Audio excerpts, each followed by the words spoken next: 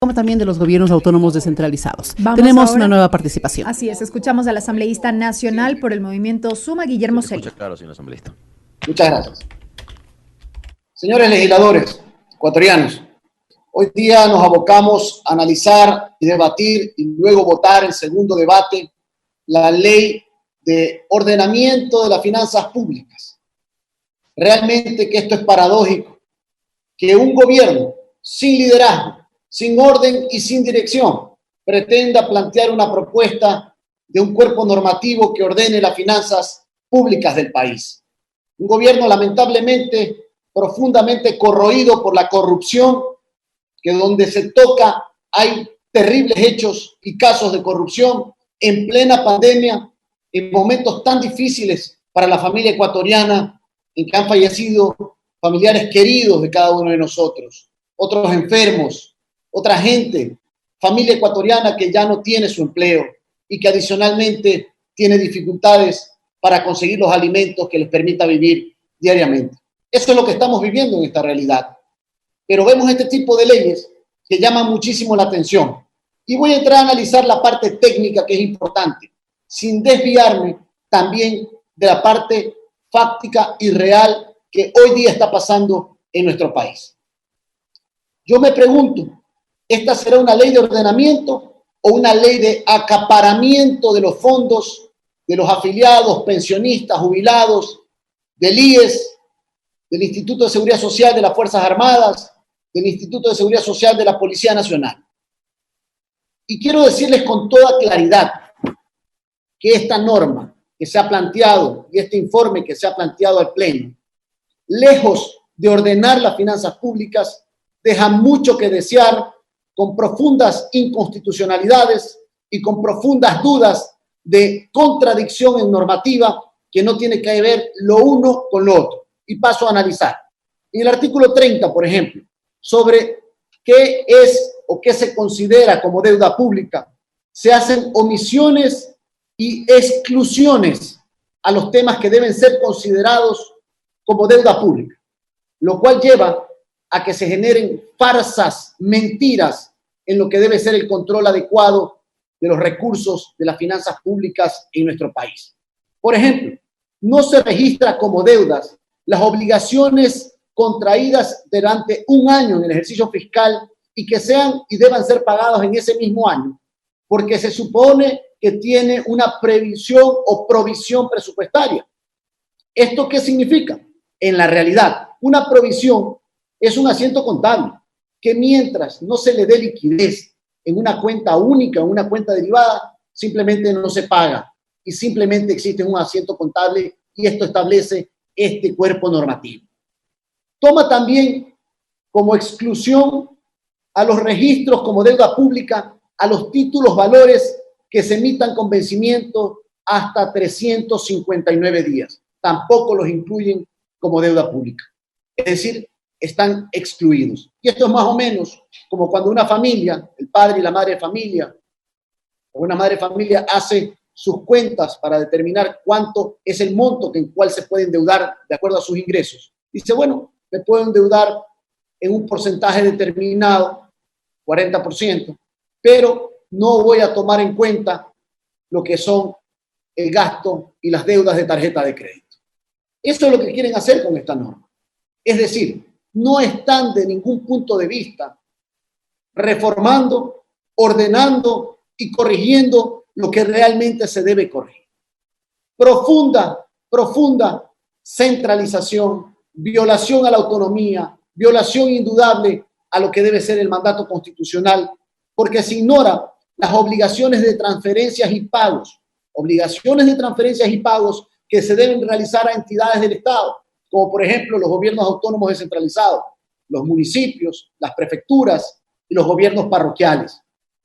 Es decir, con este manejo que pretenden realizar, con esta normativa de una posición centralista de las cuentas del Tesoro del Estado, no van a generar las transferencias directas, por ejemplo, en materia de IVA, como lo vienen haciendo hasta ahora, perjudicando terriblemente a los gobiernos autónomos descentralizados.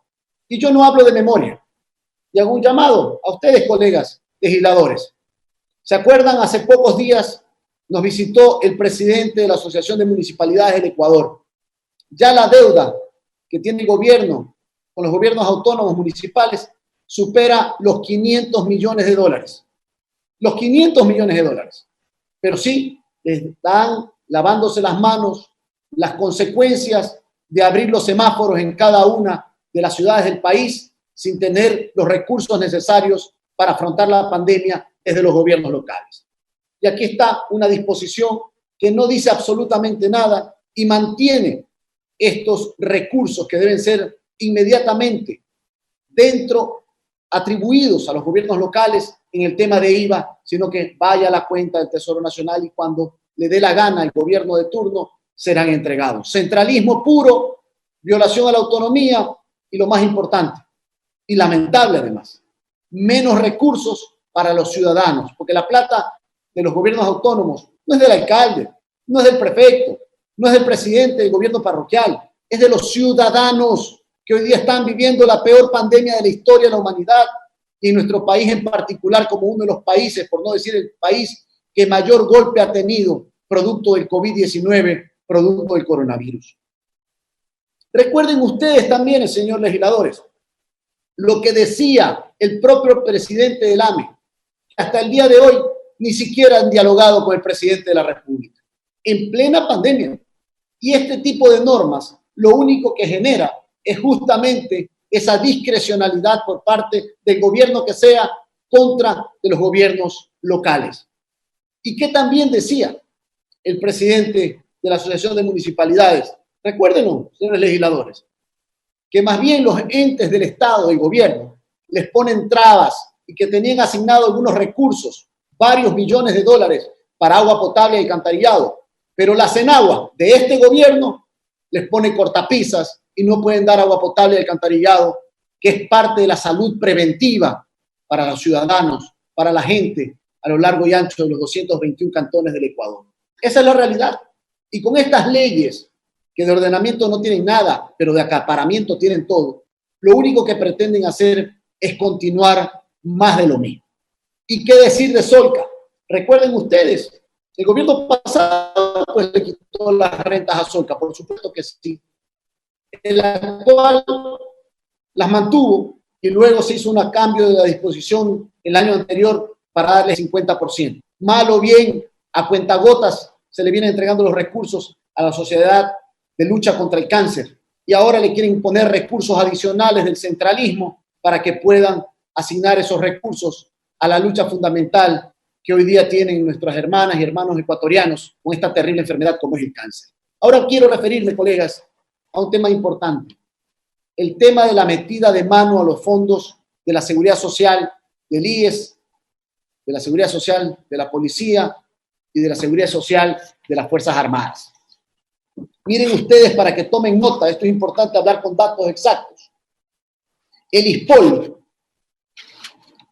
entrega el 55% de los recursos del ISPOL para créditos hipotecarios y quirografarios de sus afiliados. El 20% para el mercado de valores, establecer inversiones que valgan la pena. Mire usted lo que pasa en el IES. El 43% de los recursos de nosotros, de quienes somos afiliados a la Seguridad Social, se invierten en bonos del Estado. Y esta es la realidad, en bonos del Estado, no necesariamente en los afiliados. ¿Qué dicen varios comunicados? Y realmente ayer fue sorprendente que el propio ministro de Defensa, el general Osvaldo Jarrín, defendiendo lo justo y apoyo lo planteado por el general, ministro del propio gobierno en contra de lo que plantea el propio gobierno, de la metida de mano a los fondos de la Seguridad Social de las Fuerzas Armadas. ¿Cómo es posible que en el artículo 2, 6, 9, 12 y 15 de este proyecto de ley, porque no es un solo artículo, hay una serie de articulados donde se quiere generar reglas fiscales a cuenta del ordenamiento de las reglas fiscales, tomar decisiones desde el Ministerio de Economía y Finanzas que bastante nos debe a los ecuatorianos y por eso va a ir a juicio político el ministro de Economía y Finanzas por mentirle a los ecuatorianos Dijo que había pagado 324 millones de bonos 2020 a tenedores privados y que no había pagado intereses, y luego dijo que sí, que se había equivocado, le mintió a los ecuatorianos, le mintió a la Asamblea, 17 millones de más pagó. Y ahora estamos investigando que habría pagado también 791 millones de dólares de deuda en plena pandemia. Eso es como un padre o una madre de familia. Cuando se le enferma un hijo, una hija, ¿qué es lo que hace? Vende todo, le dice a sus acreedores, al banco, a la cooperativa: sí te voy a pagar, pero voy a suspender los pagos, yo tengo que salvar la vida de mi familia. Pero no, eso es lo que hace un buen padre o una madre de familia. Pero ¿qué hizo este gobierno? Prefirió pagar deuda cuando el propio FMI, el Banco Mundial, le había dicho: no lo hagan, utilícenlo en salud, en alimentación, salven a su gente. Pero de manera indolente, inhumana, procedieron a pagar deuda mientras la gente se sigue muriendo lamentablemente por COVID, porque no hay pruebas. ¿Por qué no hay pruebas? Porque no hay respiradores, porque han pasado 56 días de la cuarentena y no han podido poner a punto los hospitales para poder recibir lo dantesco que está haciendo esta terrible pandemia en nuestro país. Pero ¿qué quieren? Seguir poniendo el desorden, metiéndonos el cuento de que con esto es la varita mágica para solucionar las cosas en el manejo de las finanzas públicas. Miren, señores del gobierno, las finanzas públicas se ordenan con un gobierno honesto, un gobierno con gente honesta al frente de ese gobierno, no como lo que vemos a diario, todos los hospitales del país prácticamente intervenidos por la Fiscalía con escándalos de corrupción, con sobreprecios del 9.000%, que no se compadecen siquiera hasta con las fundas donde van nuestros fallecidos, un sobreprecio exorbitante. Esto no tiene perdón, pero quieren decirnos y darnos clases de ética desde el gobierno, que no ordena nada, que no dirige nada, que no lidera este momento histórico. Y estos temas sí hay que hablarlos, y hablarlos con frontalidad, porque es lo que siente la gente. Estos son los sentimientos que está teniendo el pueblo ecuatoriano en momentos durísimos de cuarentena, en momentos en que se ha fallecido muchísima gente querida, familiares, otros enfermos y mucha gente que ya no tiene empleo y que no tiene en este momento alimentación, porque hasta en los kits, en las canastas de víveres, sobreprecios que sobrepasan el 120%. Esto es ser indolentes, inhumanos, con gente que lo necesita todo, como es la familia ecuatoriana. Cerca de 160.000 empleos perdidos al día de hoy, cerca de 600.000 trabajadores suspendidos sus trabajos. Eso es lo que está pasando. Aquí no hay que hablar de números, de textos mañosos, contradictorios. Aquí hay que hablar las realidades de lo que pasa el día de hoy en nuestras 24 provincias, en los 221 cantones. Aquí hay que hablar la verdad a los ciudadanos. Por eso, colegas, esta ley centralista, inconstitucional, acaparadora de los fondos de los afiliados de los diferentes sistemas de seguridad social de nuestro país, no tiene mi apoyo. No cuenten con mi apoyo, porque además no lo van a cambiar. Ya conocemos quién preside esta Comisión de Régimen Económico, que falseó ya en una ley anterior textos que nunca fueron debatidos y los metió entre gallos y medianoche, y no me he olvidado y no puso dentro de esos beneficios a nuestra provincia, a la provincia de él, a mi provincia, la provincia de Manabí, con ese mismo descuento del 10% del impuesto a la renta producto de los hechos del mes de octubre. Recuerden ustedes, los ciudadanos no nos olvidamos jamás de quienes no han estado a la altura de la historia y a la altura de las necesidades de los ecuatorianos.